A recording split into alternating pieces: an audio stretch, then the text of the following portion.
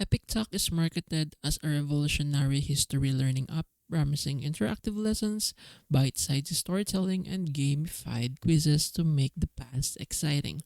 Ads frame it as the perfect tool for students and casual learners who want to unlock history in minutes.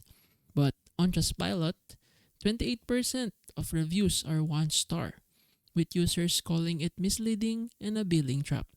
Complaints highlight unexpected subscription charges, difficulty canceling, and poor customer support.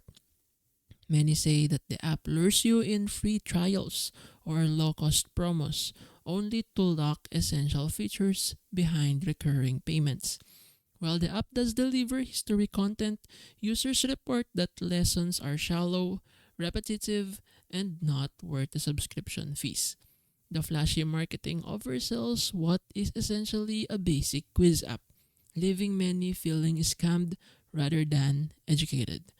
Epic Talk exists and functions, but with 28% 1 star reviews and billing complaints, it looks more like a subscription trap than a legit history revolution.